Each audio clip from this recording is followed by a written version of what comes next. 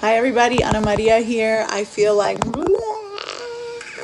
this is how I feel, and my intention or affirmation for today is to move from love and be from love, and my move is a neck roll.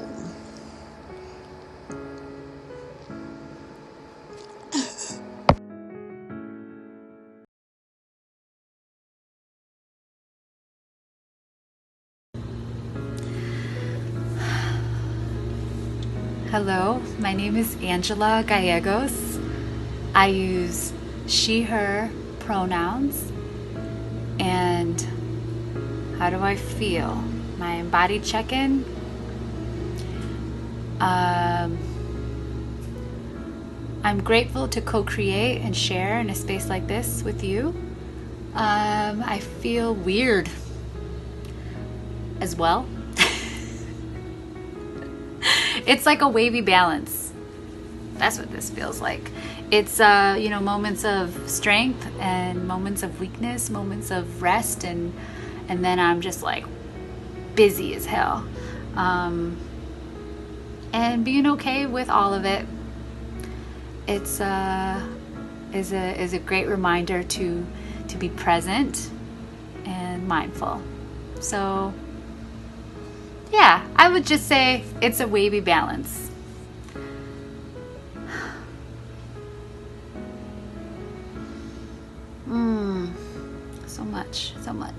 So many emotions. Okay, dance move. You probably catch me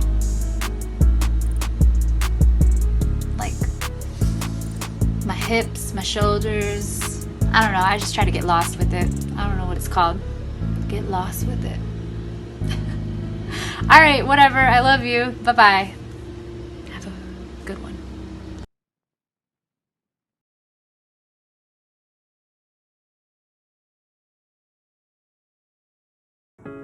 Hi, I'm Myshell Tabu, and this is my Embodied Check-In. My pronouns are she, her, hers. And at the moment, I'm feeling exhausted from all of the new household responsibilities I've taken on, from managing the expectations of my children, to everything that's going on in the outside world. But I'm also feeling really blessed to be quarantining with a family of 4 that loves me and supports me. My favorite social dance move at the moment is the Whoa. And my affirmation is I am resilient. And my intention is that you are motivated to get through this quarantine peacefully, healthily, and with a better vision for a future that far, far, far surpasses the normal that we left behind.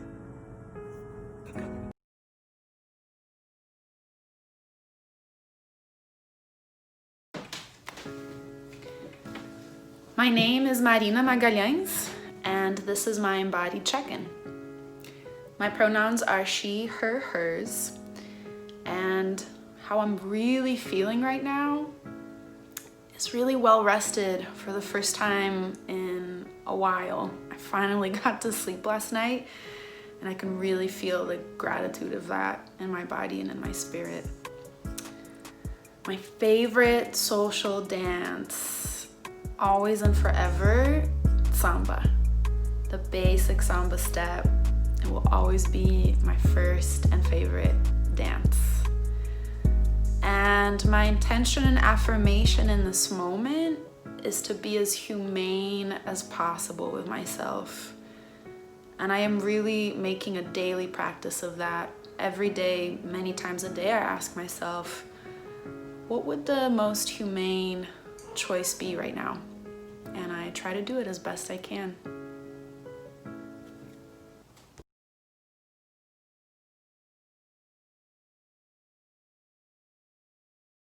Everyone, my name is Deidre Cooper, also known as Crucial the Liberator, or Crucial for short, and this is my Embodied Check-In. So my pronouns are she, her, and the homie. I'm feeling relaxed and more calmer than I was, and centered. I've been going through a lot of things lately. So this time to myself has definitely been a time of reflection. And so my favorite social dance is the bounce, because it's a great go-to when you don't have like a dance movement specific to go to. You could just bounce it out, bounce it out, bounce it out, bounce it out, bounce it out. Also, my affirmations are: I am vibrating at a high frequency and I am attracting like-minded individuals. Also, I am creating the life I deserve, and I am radiating self-love and abundance always.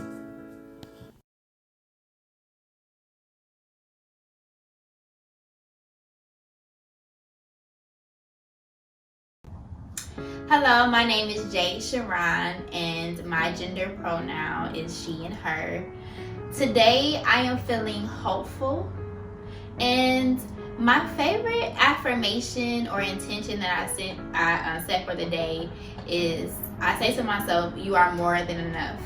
You are more than enough to accomplish anything you set out to accomplish today. You lack nothing, only abundance. And my favorite social dance would have to be the Millie Rock.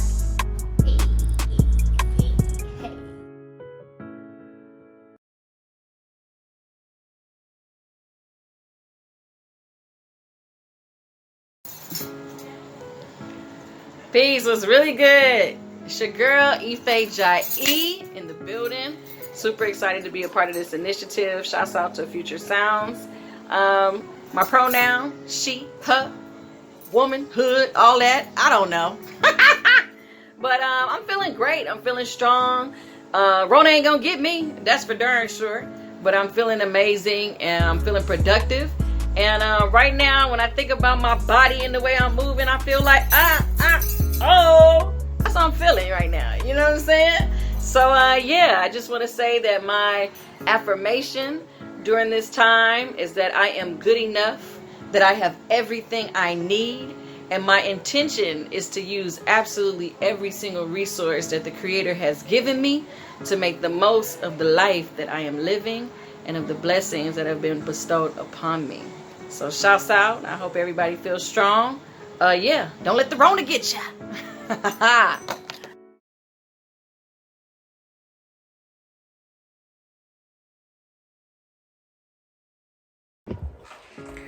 Hey, what's up? My name is Jabari Gilliam. My pronouns are he, him. And during this quarantine, I have been feeling very up and down.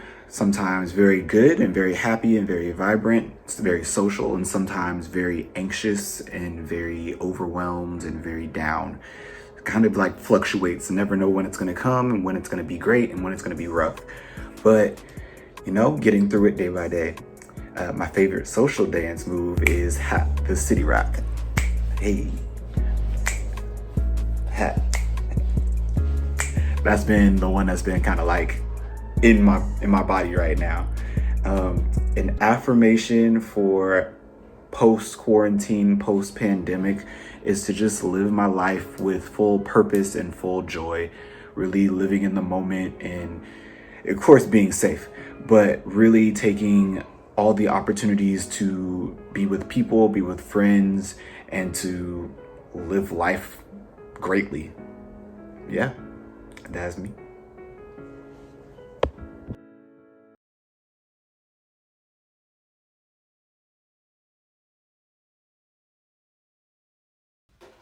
Hi, my name is Erica Buddington, and my pronouns are she and her. How am I feeling right now? I'm feeling like I am on a roller coaster.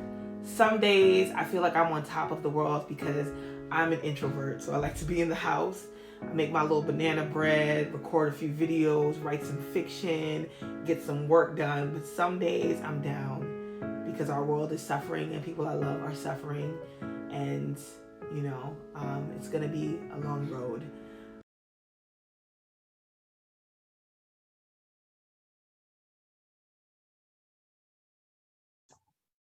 Hey everybody, my name is Didi Delgado, and this is my Embody Check-In. My pronoun is Didi, and right now I'm feeling as if I'm on a stair climber at the gym, and emotionally and physically, I know it's time to get off. But everyone's watching me, even though they're really focusing on their own fitness goals, and there's a strobe light and party smoke, and I'm still not sure what the source is, but hey, We're all at the pandemic party and there's this peer pressure to perform activism. Yay. And as far as everything else, I'm not sure how well I could pull this off outside of dancehall or an MC light track, but my favorite social dance move is the BOGO. And my affirmation and intention is, I am the pride in the stories my ancestors tell their ancestor friends about me and the rest of our lineage. I tell myself this when I experience shame around the things I've done that are actually forgivable.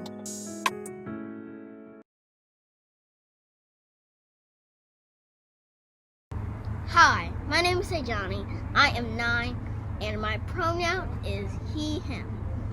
And today we are going to be explaining the affirmation challenge. You want to introduce yourself? Yes, I am Dr. Shamell Bell and I am his mother and excited for this affirmation challenge. What is it? Oh, the affirmation challenge is simple. You have to get a list of affirmations, say it in a rhythm, and you got to get more than the opponent team. If you stop, it's the other person's turn. Absolutely. Okay, you want to try it? Yeah. Okay.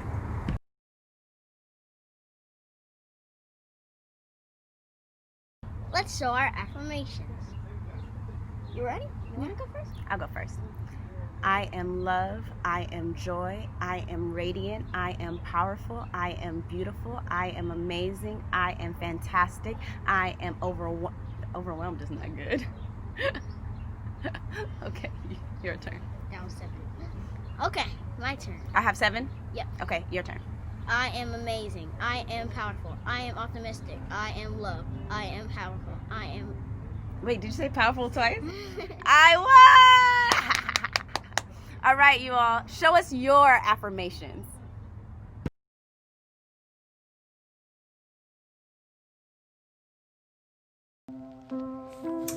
Hello, my name is Bernard Brown, and this is my Embody Check-In. Pronouns are he, him, his, they, them, theirs. And right now, I'm really feeling tired, with a little bit of anger, confusion, but grounded in gratitude. My favorite social dance is the Humpty dance. You cross your legs, hop out, and groove with it.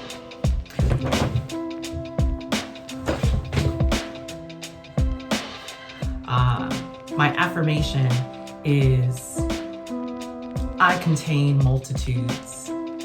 My intention is to move forward with grace, empathy, and compassion.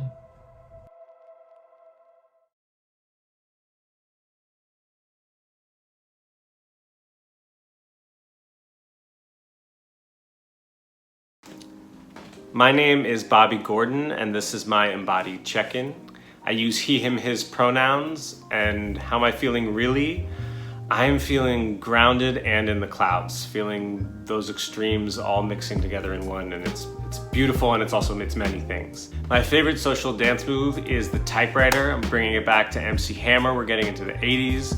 Maybe it's the typewriter poet in me, but the typewriter. You gotta do it. I can't do it, I just like it. Also, the frame wouldn't allow it, you wouldn't see it, so. My affirmation and intention is that if I listen to my heart, I'll know what the way to be connected and the way to be safe is. And my intention is to add breath into every step of my day.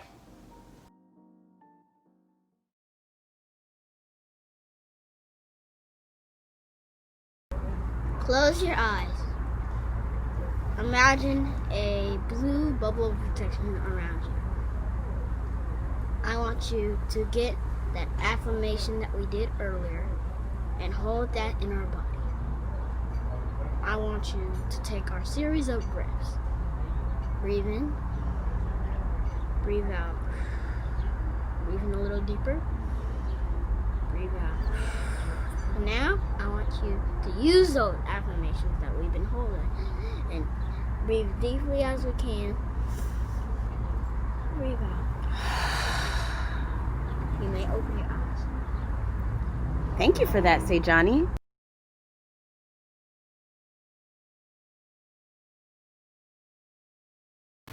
Hey, what's up? My name's Didi. This is my embodiment check-in.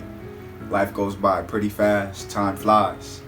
I'm just here taking advantage of every day. I feel grateful. I'm blessed to be home surrounded by loved ones.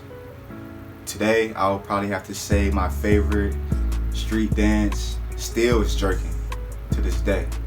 To this day. My affirmation and intention is to come with street dance activism and inspire hope, inspire joy, and opportunities for other individuals like myself. Future vision, dope vision, 2020 vision, all that.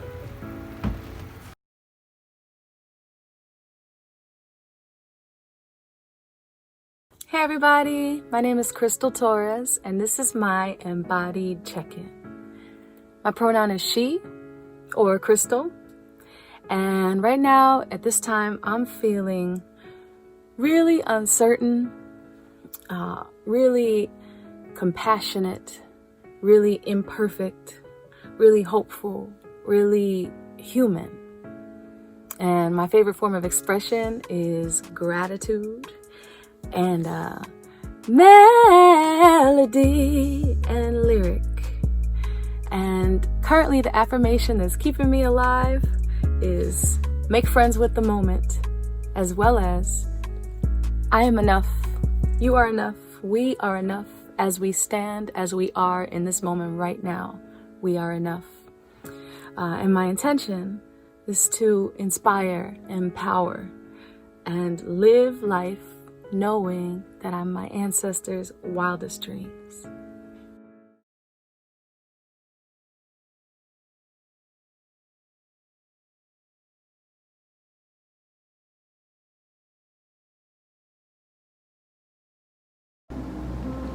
Hey, my name is Samora Penderhughes. This is my embodied check-in.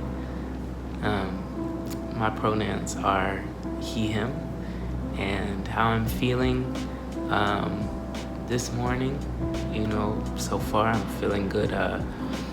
Dreams have been crazy, so I kind of wake up a little bit strange, I definitely feel all my unconscious comes out of my dreams. I have very vivid dreams, but during the day, I just try to be easy on myself. I feel a lot of pressure, so, on the daily. So the emotions go up and down everywhere and around, but I'm grateful to be healthy, I'm grateful to be alive. I don't have a social dance because I'm afraid of dancing in public. I keep it being a musician. That's my excuse, but what I will do, whenever I feel a certain way, I like to sing certain songs. One is, I was born by the river in a little tent, oh, just like a river I've been running ever since. It's been a long time coming, but I know a change gon' come, oh, yes it will.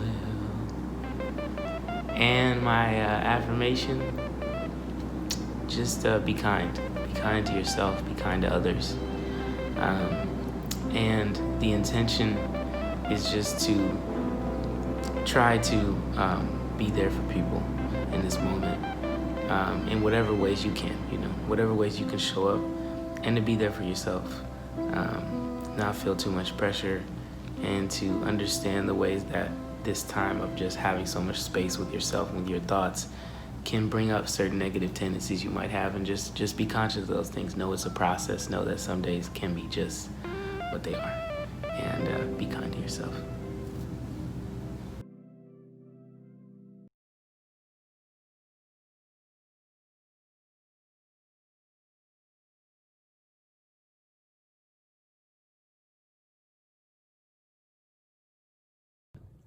Hi, my name is Maceo Paisley. This is my embodied check-in. How I'm really doing is I'm sitting in the complexity of the moment, thinking about the things that I miss from the way things were and what I would like to leave behind.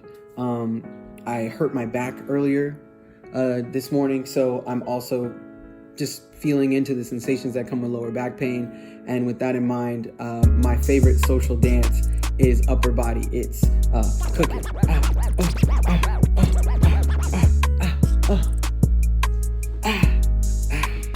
You know, my intention is joy and clarity, and so I like to wish that for everyone and hope that they find peace during this difficult time. Thank you.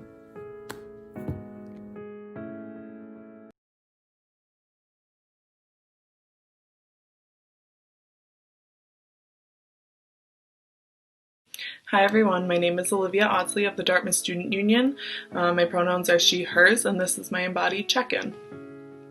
So first off, I am feeling a wide range of things. I think my dominant emotion right now is anger. I think I'm angry at how this pandemic is being handled. I'm angry at how we're consistently letting down the most marginalized among us. I'm angry that Black people are being killed left and right. I'm just angry and tired.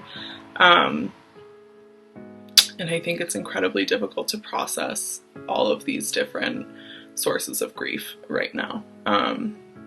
So I'm extremely thankful for my community and lending as much support as I can and receiving and giving as much love as possible right now to my community members and loved ones who are being affected by this.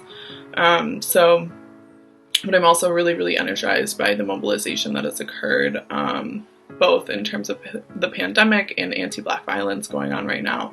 I think finding new ways to connect virtually has been an extremely eye-opening experience that has made our organizing stronger and has made our connections stronger as well. So that is an uplifting thing out of this. My favorite thing is I've been writing like love letters to friends and family, or love texts, also just to remind myself of the people I have and remind them that they are valued and loved, and just opening every conversation with a statement of support and a statement of love has been really, really wonderful for me, as well as writing physical love letters to people. That's been great. And my affirmation and intention is that I am enough and I am doing enough. I think the productivity push during the pandemic that we see from mainstream media is extremely harmful. And while we cannot delay our actions and, take things submissively, it also is so important for us to rest and to support each other right now. So yeah, those would be my affirmation and intention, and this has been my embodied check-in. I encourage you all to do this yourself. Thank you. Bye.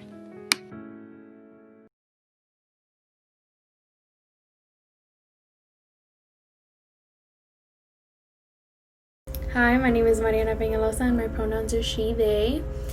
And I'm feeling in solidarity and in community with our comrades in struggle in Minnesota right now and my comrades in struggle here in Miami, where I'm from. And I'm extremely grateful to be part of Dr. Shamell Bell's collective and be under their mentorship.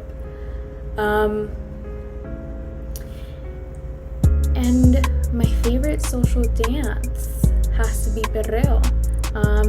Unfortunately, I can't do it right now, but there's a saying that's being used a lot that says, si no puedo perrear, no es mi revolución. And I think it pretty much embodies how I feel about art and movement, how art is an invitation into the movement and revolution, and how they're inextricable from each other, and how art is meant to advance the mission of the movement. My affirmation and intention. My affirmation is that I will be free, we will all be free, and the intention that frames that is a commitment to a radically alternative future and a radically alternative world and relationship with each other. And a lot of that has to do with building healthy, sustainable, accountable relationships with each other.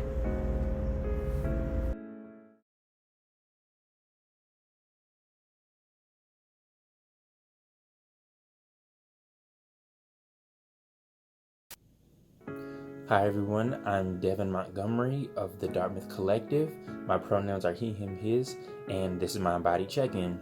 So right now I'm feeling pretty confused. I'm recording this when all of the killings of unarmed Black folks have started to resurface in the news, and you would think during a pandemic and as we're practicing social distancing, we're still hearing the same things about our people getting killed, and it's just very frustrating to feel that we're being as safe as possible, and as things are starting to open up, we were going outside to the same reality.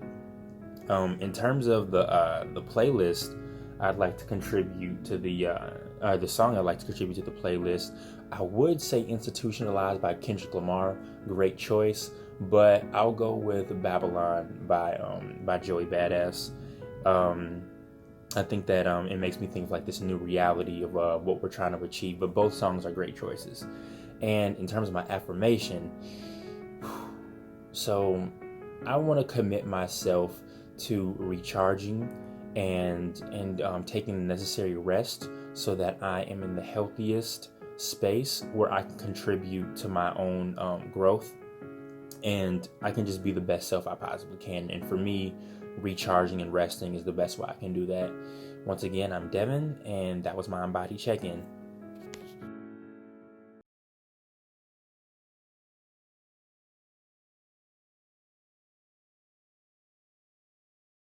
Thank you for letting me hold space with you all. My name is Eleuthera. I know the brilliant Dr. Shamell Bell.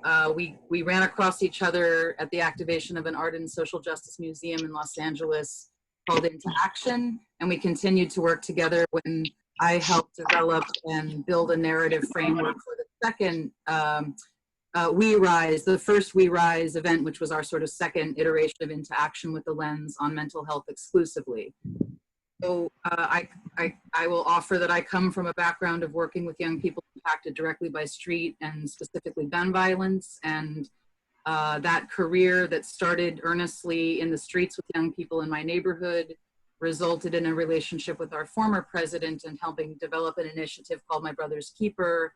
And my lens to do with advancing the notion that violence was a public health issue, that racism was a public health issue, and that we had to look at the race-based trauma and the implications of that on our young people that we were working with in juvenile detention facilities and these sort of various settings. So my work has been looking at mental health and well-being of young people, primarily, when I say young, through adolescent brain development. So, we understand that that's somewhat more expansive than we've always thought.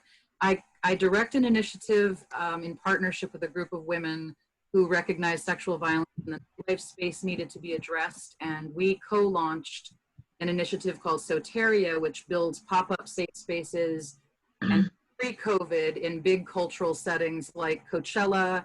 We're working towards Mardi Gras, and bringing mental health providers into spaces where impact is happening because of sexual violence, because of harassment, offering sanctuary space and mental health professionals. The brilliant Chevonna Gaylor LMFT, licensed marriage and family therapist. I hold her book in front of me, The Emerging Healer. She is everything that she is, and in addition to that, she is the clinical director for our Soteria project. So we are joined in that, and of course we are graced by the Dr. Belle being one of our advisors, and so on. We are also partnered with Classrooms of Compassion, our beloved friends Noah and Dave, who will, I'm sure, speak about who they are and what they do, but Classrooms of Compassion is a responsive arts initiative that brings healing through the arts to spaces where trauma has quite literally just taken place. So a rapid response to bringing healing with creative arts. And I hope I'm doing y'all justice in that high level introduction. So by way of connection to this conversation, myself, Eleuthera, the brilliant Chevonna Gaylor, and Noah and Dave with Classrooms of Compassion.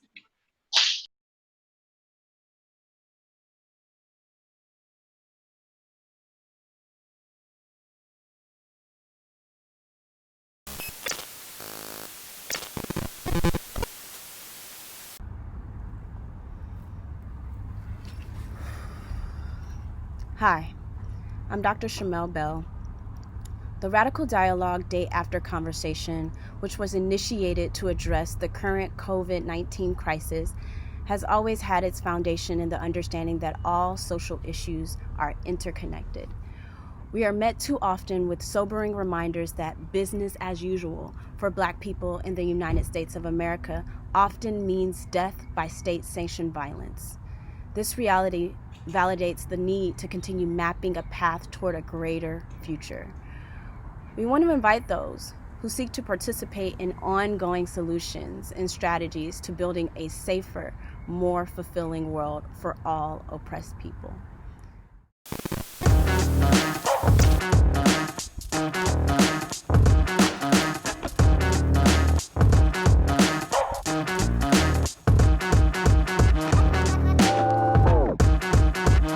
My name is Dr. Shamell Bell.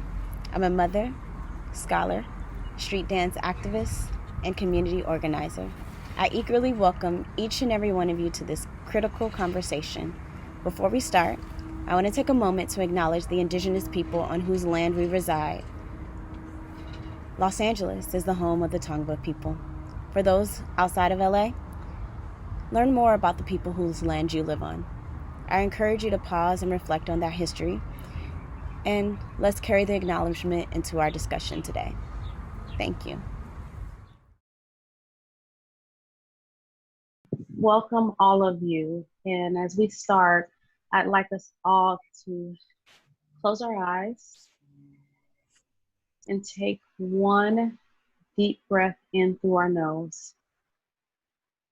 Breathe in peace, breathe in purpose, and I want us to hold it for 2 seconds.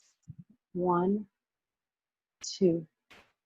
And I want us to release through our mouths slowly all the heaviness that we've carried this past morning, this past day, this past week, this past century.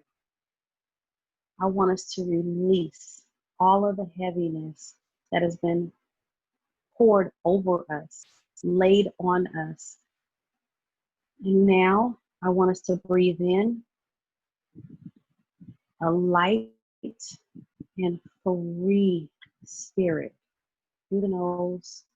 Hold on to that freedom. Hold on to that joy. Smile and hold it. Now slowly release through the mouth any worries that we have in this moment so that we can freely engage and participate in this activity. Freely engage in this conversation and be free to promote change, laughter, life, and love. Open our eyes to be fully present, here, and ready. Yes, that was absolutely amazing. So I'm used to leading them. So I love when other people can lead me in just a grounding exercise. As you can see, I'm in my Zen room. So I just thank you so much. I want to give the floor to you. So I'm the curator of the Radical Dialogue. So welcome to Future X Sounds. This is the Radical Dialogue series that I curated. And I also want to thank Angela, who is here, our producer. And so before we start, I'm just going to ground why I think this conversation is necessary and why I have actual licensed mental health professionals here. I do a lot of work with self-care, but I always get these requests for mental health. And Chevonna knows, as soon as I get a request for mental health, what do?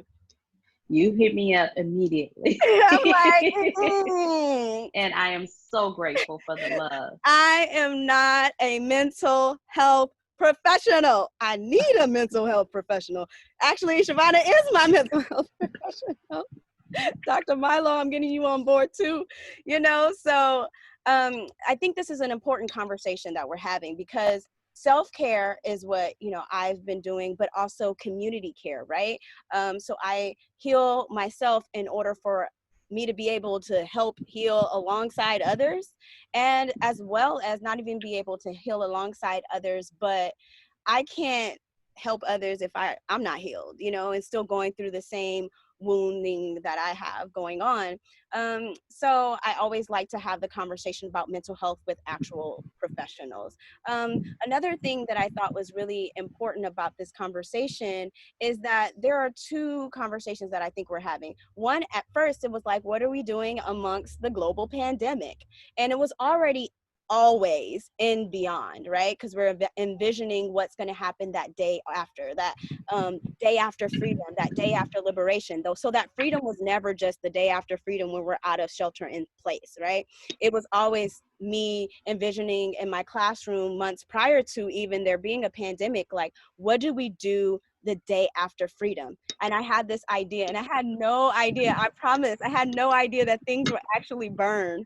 But I would tell my students, like, if everything just burned down to the ground, as an example, like, what would happen if we didn't have a plan for, like, what happens the day after? And I would have them to think about that, to dream about that, to write poems about that. And so this is the result of those kind of conversations. And I just want to get this to as many people as I can. And also with professionals, also with the dreamers and the creators and the artists, because we have the ability to create from nothing. Right. And so we have the ability to talk to those who are in power and to talk about what it means to know theoretically we want to abolish the police, but not know how to do it in practice. Like, have a heart to want to not be, if you're white and you don't want to engage in white privilege and be a part of the white supremacist structure, however, you're not given the support mentally to be able to grieve that process of let it go whiteness. You know, so I want to talk to you all about how you deal in your own toolkit and also give tangible resources. So I also have Eleuthera, I have Caitlin here, and they'll introduce themselves as well. And that's going to be a little bit in the second part of our conversation before we hit our groups. But what I want to do is focus on what we're doing right now in our mental health and how we're getting to, like, this is liberation, y'all. Y'all feel it? Like, we actually have a revolution out there. Yes. Stuff is burning. Yes. Systems are burning down. And it wasn't me that did it. I've been in the house, you know? You know, wasn't me. And so, but now there's opportunity for us to get involved with the mental health professionals. And I think Tammy, who's here, and Keystone we'll have a time to talk about different people that are in the audience before we go to our breakout rooms, because there's something key that's happening. So this is focusing on our Black folks who are struggling in the midst of a global pandemic and uprising, but also wanting to be comprehensive, right? So I'm thinking about white women in particular that I have often been the brunt of, one, asking me too many questions, and then two, their white tears, white guilt, you know, all of these things, or white anger, you know, like, how come I can't be a member of Black Lives Matter? That's divisive and you're the devil. I literally had a white woman say that from my church, because she couldn't be a leader in Black Lives Matter. She didn't want to be in white people for Black lives. She wanted to be in Black Lives Matter. And so to set this all up, I just wanted to have a conversation also to white women, like, how are they in having compassion? So I've been really releasing my ego, releasing, you know, my judgment, releasing just being neutral and also having compassion. And the compassion is, it's hard to let go of your privilege. It's going to take a grieving process. We actually can't ask them to do their work over here and, you know, just get rid of white supremacy and white privilege and all the things that they say, well, I didn't even do this, but they continue to do things that are, you know, more passive.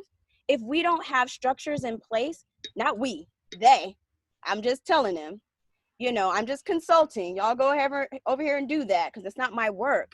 But I want to talk about, you know, later in this conversation as we make it comprehensive, what it means to actually be well, right? What does it mean to have white women psychiatrists talk about how do we deal with the grieving of the privilege we have? How do we deal with the loss of the power and the privilege? And so that's a lot of the conversation of why we also have Luther and Caitlin here. And so we're going to have everyone on mute right now. And I'm going to have Dr. Milo introduce yourself and introduce the series. I'm going to mute myself. All right. Well, thank you for that, Shamell. Peace and good afternoon, everybody. My name is Dr. Milo Dodson. Pronouns are him, he, and his. Day job is that I'm a senior staff psychologist at the UC Irvine Counseling Center. I run a Black men's group called Wabruda, which is Swahili for brotherhood, on Wednesday evenings. I also have worked with Common, directing his summer youth camp for 6 years, and then also currently work with Colin Kaepernick's Know Your Rights camp, kind of more focused in the mental health side of you have the right to be healthy. So I kind of want to kick us off with, actually, should I just introduce myself, or are we all doing intros right now in terms of, okay, we just keep going. So actually, from my portion, I want to kick us off by continuing with what Dr. Bell had pointed out. And so there's sometimes an idea that I can't help others heal until I'm fully healed.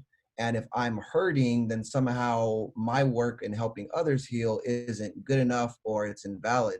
And I kind of want to lovingly point out that that doesn't always hold to be true. So as a Black man in America, I am definitely going through my own pain. I am definitely going through my own struggle. I have shed, I don't know how many tears in my lifetime, and especially over the last 2 weeks. And so what we know as Black people and people in general, but right now focusing on Black people, is that it's possible to have a balance of, for me, Black boy joy and pain. And so similarly, we can also help others heal while we're also hurting. But what's required of me is to be really intentional about not hurting others as I'm hurting. And in that being said, I want to kind of segue into our first grounding question about understanding what the intersection of creativity and mental health looks like. We think about, psychology term, we can talk about like cognitive flexibility instead of rigidity. But when we think about the creativity of what it means to even just exist as a Black person, not even creating art, but just existing as art, existing as a revolutionary resistance against systemic oppression, that in itself is beauty. And so that also empowers us to feel healthy, and that empowers us to feel good. So to focus us, again, the question is, how does the future look for the intersections of creativity and mental health?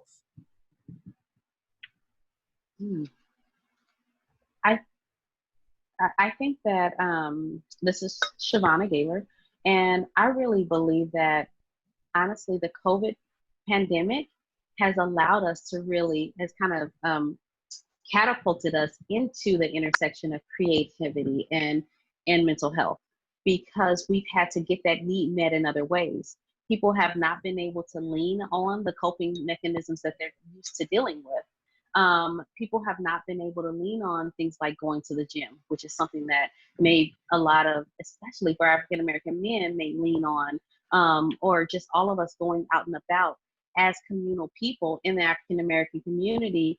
For us, leaning on each other and being able to connect in worship, in celebration, we haven't had that to lean on. So we've been forced to be creative, whether it's enjoying a Netflix series or maybe playing more board games or figuring out meditation and yoga in the comfort of our homes, or learning how to have the tough conversations or disengage from loved ones that we can't escape from while we're in the same space.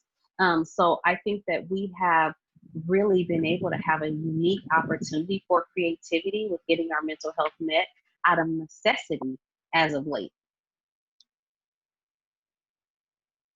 And I think that's the beauty of it, is that sometimes creativity is almost, in a sense, forced upon us, or at least the opportunity is presented to us. And we have the opportunity to heal because we absolutely know that the pain is not our fault, but we have the healing as an opportunity. And the healing as an opportunity is often through the creation of that art. And like you're pointing out, some of the ways that we need to be creative is how we heal in a lot of different ways. So how do we find that connection, right, when we can't physically touch? And we know culturally there's a lot of power in physical touch, which is limited right now. So we can grieve the loss of that as a way of connecting, while also thinking creatively about ways to literally create new ways to connect. Absolutely. Like, as you were just speaking, I completely had a revelation that I hadn't thought about before. The way that I've had to carry the spirit and the connection of the people I love here on earth when I couldn't physically touch them or be with them in presence is the way that I will have to carry the memories of those, of Brianna, of George, of my ancestors with me day to day who aren't physically here in our presence. That same creativity of being able to carry the spirit of those individuals with me and carry that torch and connect with the love and sometimes the pain that's connected with the loss of them, and how I have to move forward and forge forward in my own stability and help to fight for stability of those that come after me, is that same process. Yeah, and it's such an intergenerational connection that way. I think one of my friends had actually sent a flyer about a youth peaceful protest happening tomorrow. And I happen, my friend has a son who I think is about 12, just turned 12. And it's inspiring to see the youth take that up. And like you're saying, the intergenerational connection, right? It's inspiring to, a couple years ago, an ongoing March for Your Lives. And it also breaks my heart to think that youth are already aware about the need to protest. And so, like, I'm not saying that there's clearly anything wrong with protesting, and actually I'm totally for that. What I'm saying is that you're protesting something that you should have already had in the first place. Like, you can't tell me inherently and naturally, like, you got to protest just to have clean water in Flint. Like, that's not okay. And we know that youth are leading that movement. And we also know, again, my friend's son being able to lead a peaceful youth protest, that clearly that's inspiring. But it's like, at what point does my generation or the generation before us and everybody recognize, like, we actually need sustained change and not just people reacting to a sense of urgency, not just people reacting to what they feel is like a crisis or an emergency, because after that emotional reaction passes, what's going to be the systemic response? There's a difference between an emotional reaction and a systemic response. And so I'm curious to hear, like, have you thought about different ways of what that might look like as it pertains to what our future freedom can be? Well, what excites me, and please forgive me for the poor format of my little note, but I love using this. So we have, as you know, denial leads to awareness, which leads to change. And it's pitifully written, but we know that denial. Be creative right now. There's no creative, no judgment, creative. So beautiful. Yes. Denial leads to awareness, which leads to change. And I believe that we live so many years in denial, right? We live so many years in denial. I'm excited and enthusiastic about the worldwide awareness because it gets us closer to change. So although I know that the worldwide awareness may be sparked by emotionality in this season, we can't unlearn what we've learned. We can't unhear what we've heard, right? So the world is now aware which gets us closer to that change taking place. I think that before there were small pockets of awareness. And to be honest, those pockets of awareness were in the Black community, and we had already been aware. We were just hyper aware during pain. Okay, we become hyper aware. We have another tragedy, another tragic loss, another travesty, and then we're hyper aware and hyper aware. But now it's expanding, and the world is aware.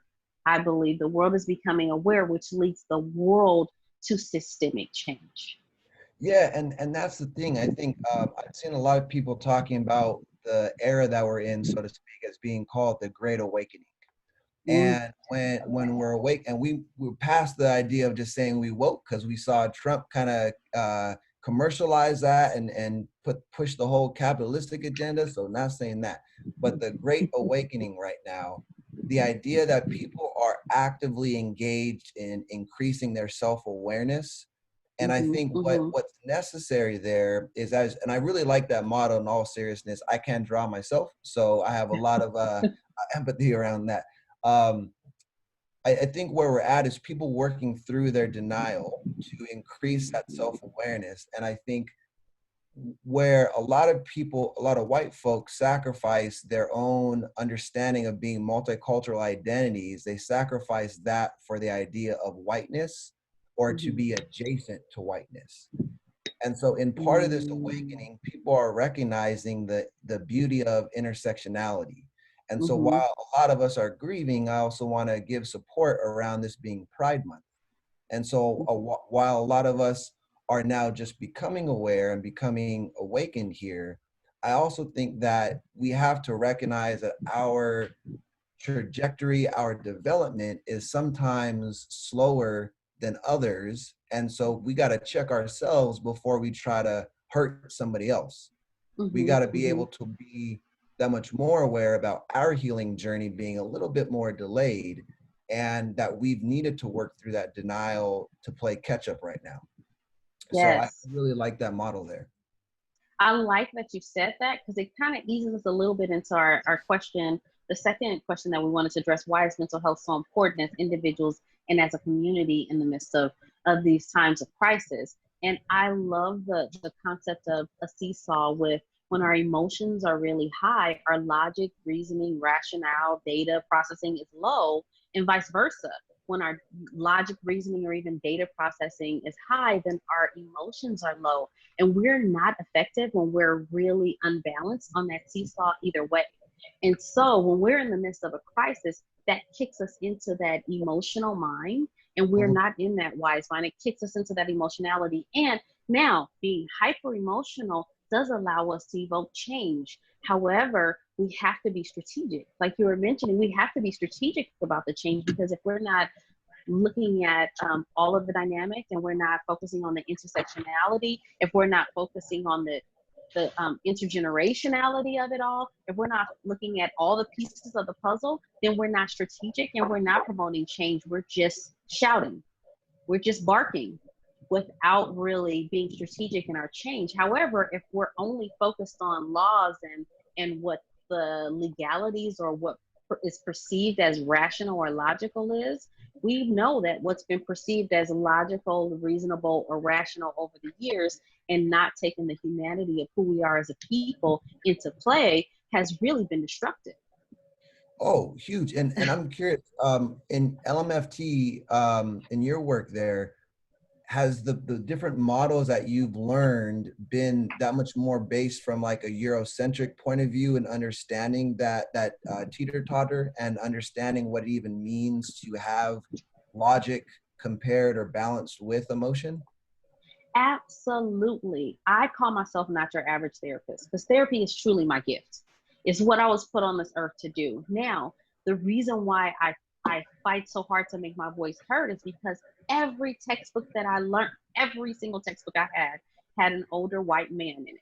Every rule, every logic, every theory was an older white man. Everyone. And I was thinking, geez, Louise, I have to change this, because everyone in the world needs this, that needs to be emotionally well. Why is there such a disparity in diversity in the ones who are making the decisions?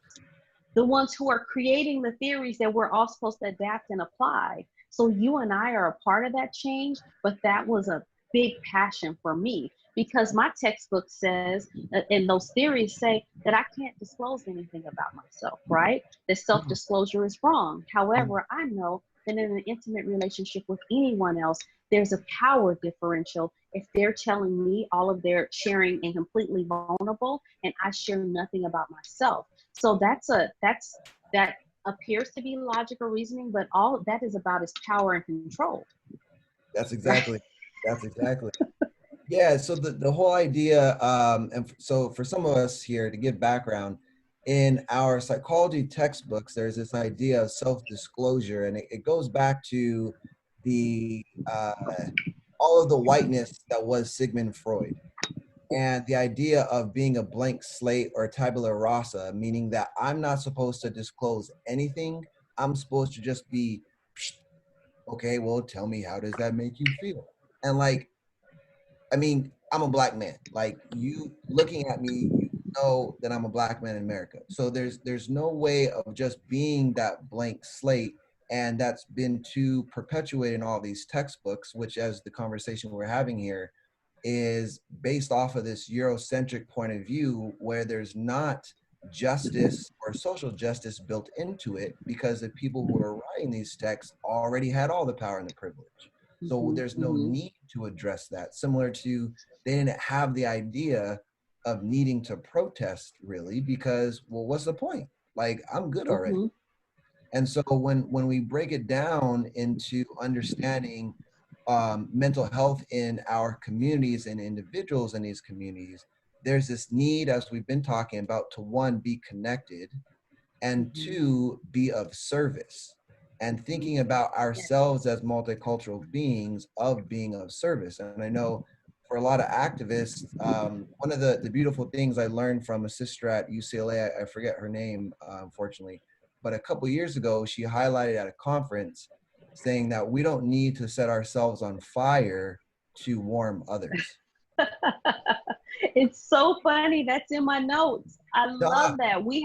That's literally in my notes. I haven't written, I won't show you. That one is really bad. But we've been trained. Look, I'm going to show you mine. Look, I'm going to meet you where I'm at. See, this is my chicken scratch. Yeah, your chicken scratch is there. You'll see mine. No longer setting ourselves on fire. Bam. Yes. We have been trained. We were brought over here, stolen and brought over here with the concept to set ourselves on fire to keep other people warm. That was our job, right? That was our job. And so now but we can't go to we can't veer to the other side of that of setting the world on fire to keep ourselves warm. How do we find that balance? You said a word. Yeah. How do we find that balance? How do we make sure that we all have the right to warmth? I love that. That's right. And there's a part of that is all of that is just so incredibly powerful because at some point, warmth does require some fire. And I think a lot of us are seeing that right now, that there's a part of the healing that is where fire is needed. And what I mean by that is in the protests that way. So there's, like you said, just like with emotional well-being and logic and reason and such, there's a balance here between what's going to be helpful for us and am I freezing? No, okay. A balance for us between what's going to be helpful and harmful, and understanding not just on an individual basis but on a community basis. So it's looking really different in a time of crisis, pandemic of COVID, but also the plague of racism. And that the need for that fire and the need for that warmth is going to be ongoing. And the creativity comes from, how do we get that warmth? How do we brainstorm different ways to get that warmth? And we only get it from fire, right? What does that fire look like? So we have to be creative, and this is a time where we have the opportunity to have these creative conversations, and this is one of those. Yeah, I wanted to have Caitlin hop in to answer the question that Shavonna posed. Shavonna, can you ask the question again so that I can have Caitlin answer? The why is mental health so important? Mm-hmm. Okay, so Caitlin, why would you say mental health is so important as individuals and as a community in these times of crisis? I think referring back to like what the pilot always says is like putting on your air oxygen mask before you can help others. And I think this week that was really prevalent because it's like I am of privilege, and it was really hard for me at first to get all my emotions sorted before I could put a statement out there to try and help educate other people and use my privilege for the better of things. And so I remember getting a text about me staying silent, and it was like maybe a week, and I was like, all right. And then I had to go through like, okay, I am at this high right now of emotions. How can I level out and balance? And I've been thinking of different ways in terms of like creativity, and that like for me looks like writing poetry. Mm-hmm. And so being able to sort out my thoughts and write all the emotions that I felt and turn it into a poem to try and help other people feel a type of way and try to inform people. And another way I was thinking of was chalk, but I didn't know in California it's illegal if it's a public sidewalk, which is crazy to me. But I was like, how beautiful would that be to bring a community together and like just write and draw? Because I'm like, for my birthday, that's what I did. And that was in April, and the chalk has still lasted. It's been 2 months. And so I was like, how powerful to see names of people that have all lost their lives to police brutality and see it physically there for something that's not going to fade right away. Well, Caitlin, I love those ideas through the chalk and the poetry. Thank you for that gift of poetry. And I think it's just so wise of you to disengage so that you didn't cause harm. Like you to disengage and say, I don't want to cause harm to myself or to others while I'm in this space emotionally. I need to disengage and be a little more strategic and regulate my own emotions before I make a statement. And that's powerful. I found myself, a lot of people reaching out to me and texting and emailing and feeling called in the necessity to make a statement. And I finally had to make a statement which said, I'm not ready to make a statement. I'm still hurting. I'm not quite ready yet.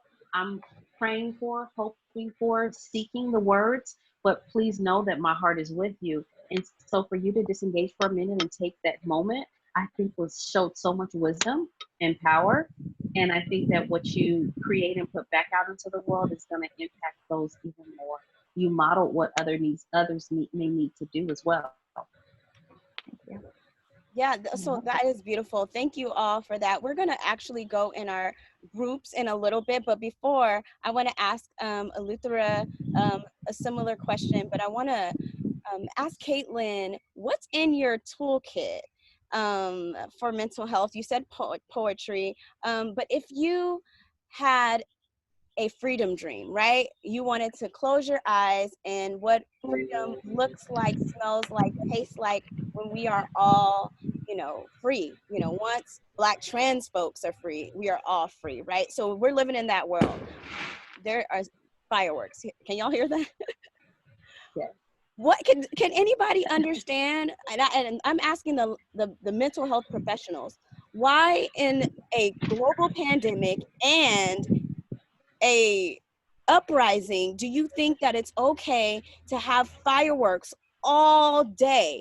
Like I don't even have PTSD from a war, but I feel like I'm like like, is that gunshot? Is that taser? I mean, is that tear gas? Is that gunshots? I wouldn't like. Not okay. It's not okay. So sorry. While I took a moment to I've been doing that like every day, all day, like trying to make sure.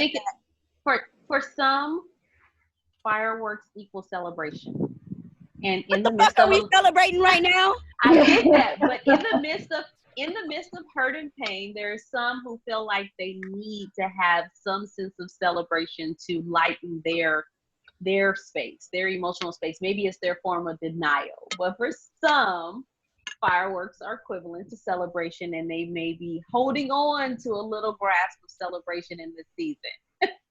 I think that's when you have that private celebration in the living room watching something on YouTube. Listen, I'm gonna need one of y'all to do a blog post for me and say, because Dr. Shamell Bell said, please stop with these fireworks.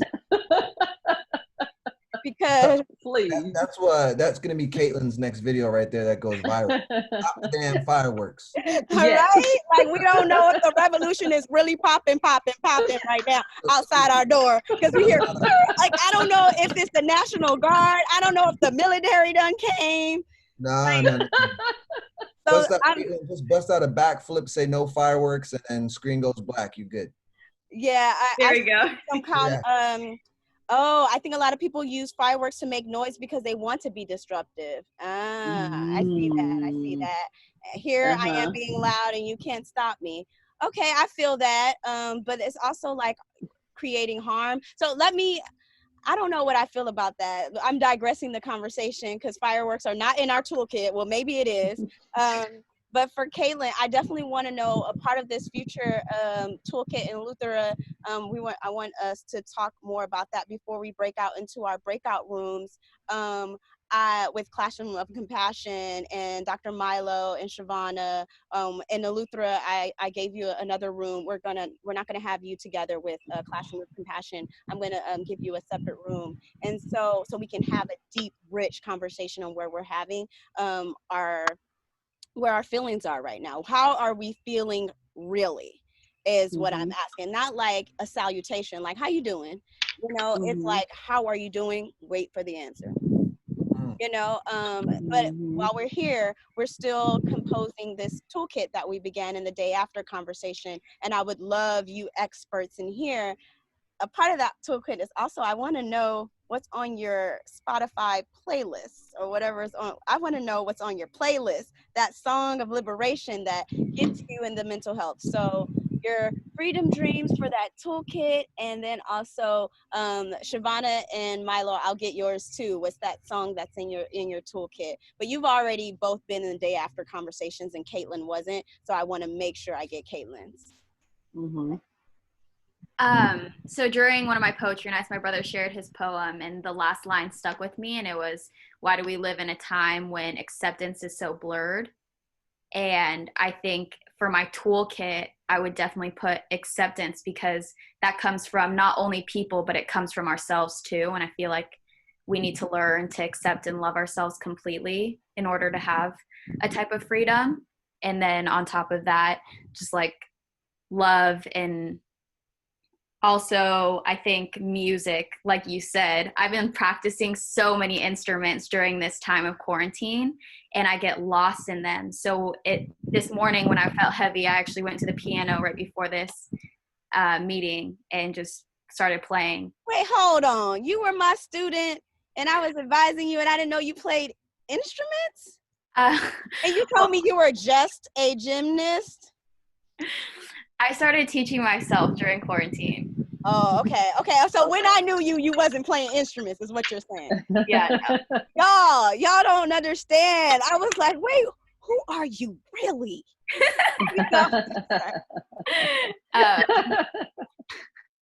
But I think also it's really important. Like, I feel like words are have such an impact, and all artists do. And so I think the music that we listen to needs to be intentional, because it can put me in a headspace that I either want to be or sometimes that I don't want to be. So I remember, Shamell, you actually played a song for us in class one day, and it was Rise Up. And I listened to it this morning, and I was thinking this would definitely be a song on my playlist to help me get out of mind space, because when she says I'll rise up, and it's like for you, that you could be anyone, and that you can be yourself, whatever day you need that to be. Yes, thank you so much. So Rise Up, you want to add that to the playlist, Rise Up? Definitely. All right. Oh, thank you. Okay. And if there's anything else you would like to talk about, I would love to hear. But I think that, I have all my questions. Anyone else have a question for Caitlin? Milo or Chevonna? I'd love to hear some of Caitlin's work. I'd love to hear one of her poems. It just would like bless my soul right now. Actually, okay, so I'll share the one that I wrote for this time, and it's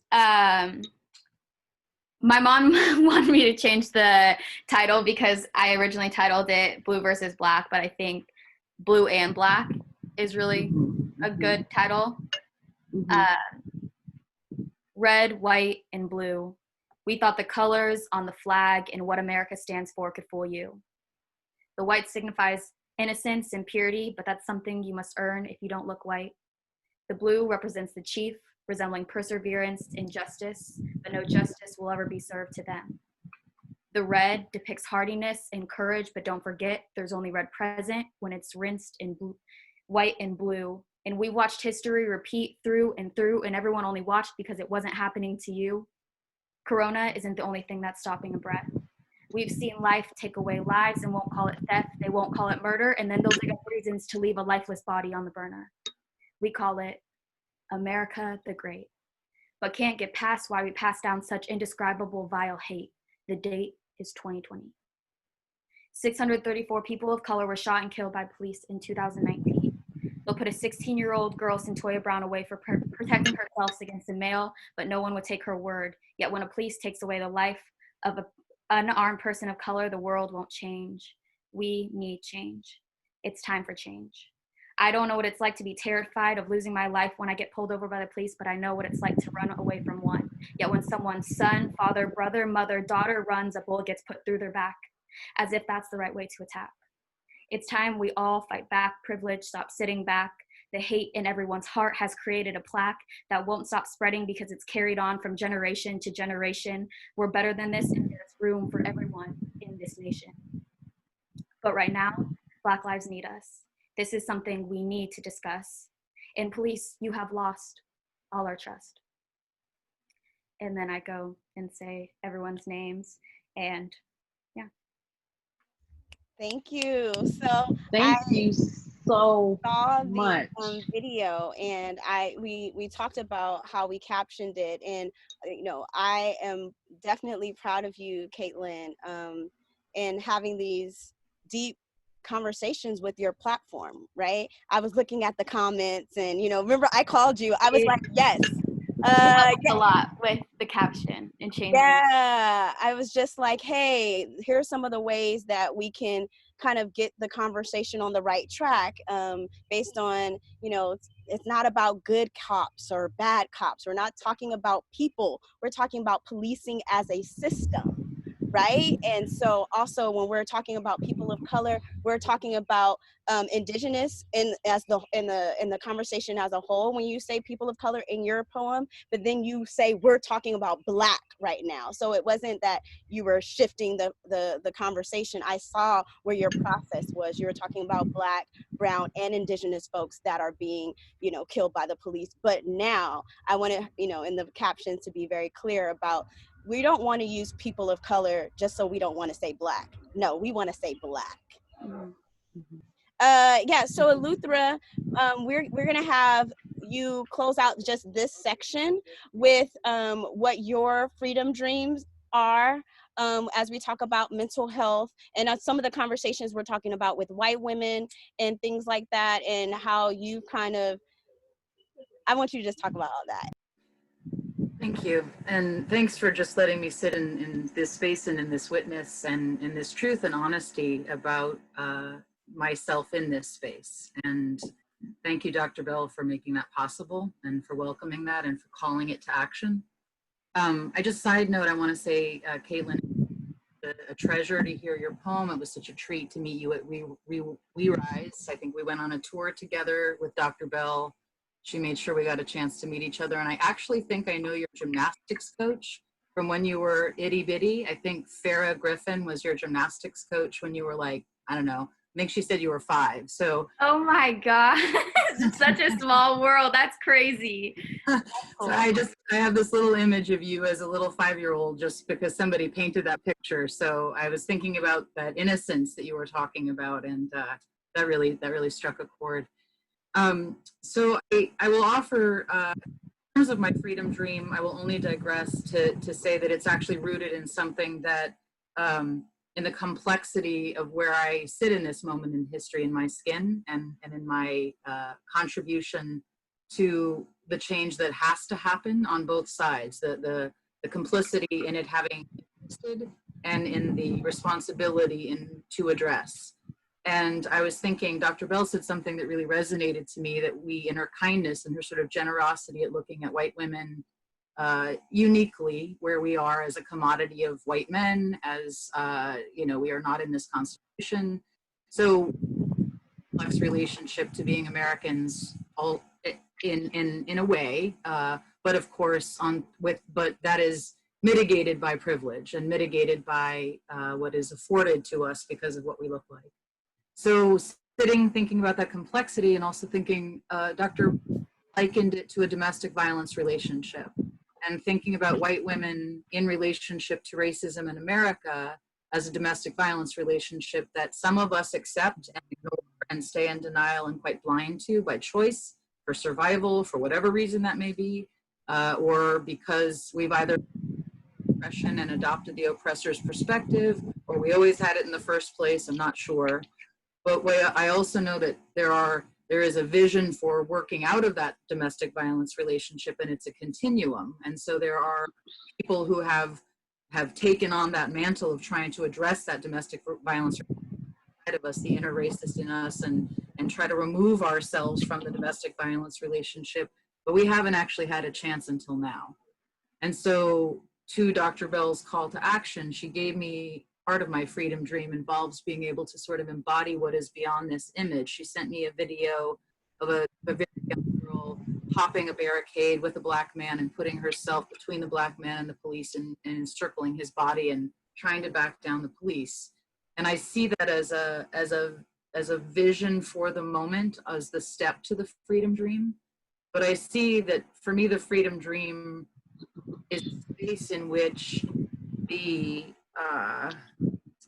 that isn't necessary. So that is as simplistic a way as I can say that it would not be necessary for any of us to have to put life between someone else and the end of that life. And I think this maybe seemed too esoteric, but freedom is to me always attached to the notion of being released from something. And so in my freedom dream, freedom is what is beyond the release and left all the space to explore what freedom means beyond letting go of bondage. I don't yet know what that means. I hope to be on that journey and learning. But my job as it relates to my skin and my gender and the gender assignment I accepted is that I will be looking for this conversation with everybody that looks like me, to hold a conversation with 550 women that look like me, that will be furthering an exploration of how we activate this awareness, hopefully this glimmer of awareness, to Shavonna's point, to move this continuum from denial to awareness and much, much further beyond into the spaces of the freedom dreams that Dr. Bell has been calling for and listening for. My name is complex to me. My name means freedom. It's a Greek word that means freedom. It is legally my only name because I was born in hiding from the FBI. My father was a radical activist who was instrumental in the anti-war movement of the 1960s, and his choice was to move my family to the head of the front lines of the Puerto Rican liberation movement. His choice was to put, through his privilege, my family to sit on a bombing target and protest and ultimately end the US Navy's occupation of indigenous Caribbean land. And so my father also created a framework that, because of his activism, created the imprints of my childhood trauma, the homelessness, the instability, the incarceration, ultimately my own maladaptive coping mechanisms. And so it's this moment in history where I hear what Dr. Bell says is we of course have to do, Caitlin, putting on that oxygen mask, we've got to do some healing, because those experiences were true of mine. My father's his choice or not, his is privilege or not, those imprints on how my brain works and how I cope and how I can show up in space with other people is affected by that. And so that is something that is my personal plight. And so what, you know, in sort of the context of mental health, I also, as a white woman, put myself in the space of working with Black and brown boys who were directly involved with gang homicide and violence. I stopped shootings in my region. I had a vision for how I could manipulate the police to give me information so that I could stop arrests and stop shootings.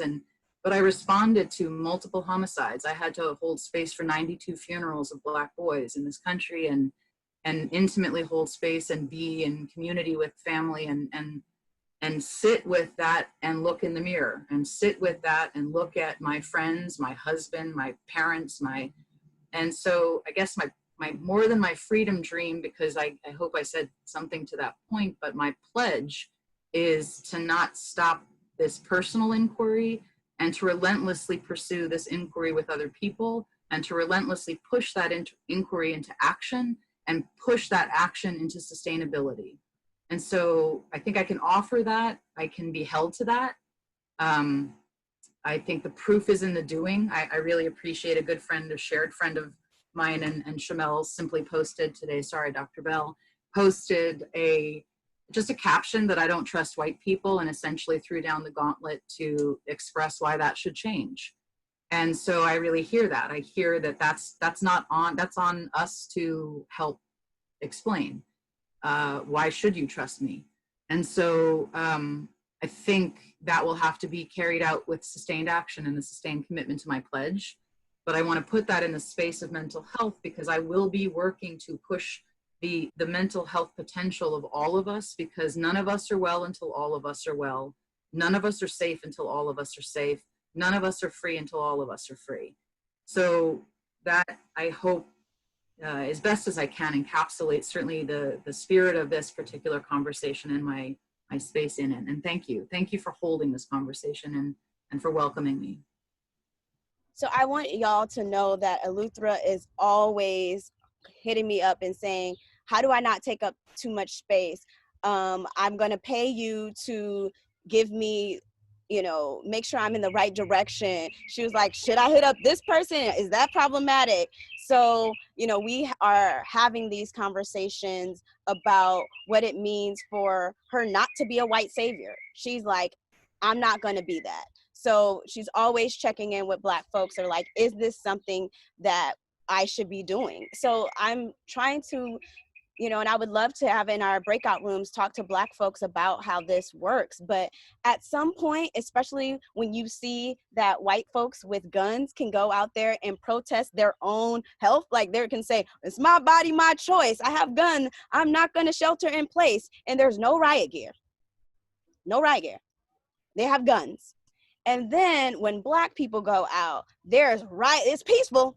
There's riot gear, there's all time. Like, so my question is, if we can see that, I wonder when is it time, and this is just on my mind, and I'm gonna ask my activist friends, and not to have them co-opt a moment or a movement and different things like that, but sometimes I'm like, that's white people work now. Look, y'all get y'all mental health together. Y'all go out there and do your due diligence and run us some coins until we can get a way to figure out how we can dismantle, or like say, Johnny, don't say dismantle, destroy racial capitalism. So while we're in this, how is it that you all use the money that you have stolen, because this is also stolen land, and we have also, you know, created this, you know, this whole institution with our hands, you know, and then Didi is on here, and I know Didi is not supposed to be talking, and I'm not gonna put you on blast, but I'm not gonna do it. But I will say that I've learned a lot from Didi, and this idea that we can gather resources and redistribute it. And so that's some of the things that I think Eleuthera is really working on. And so I just wanted to say that before we move into our rooms, like the importance of checking in with Black folks and not just going out there and dun, dun, dun, dun. And I don't want you to think that that's what Eleuthera is doing. She's always checking in on what I'm doing, what I'm feeling, and not just me. I'm sending her to White People for Black Lives. I'm sending her to Surge. I'm sending her to other Black activists, and all of that also is like there's resources being transferred, right?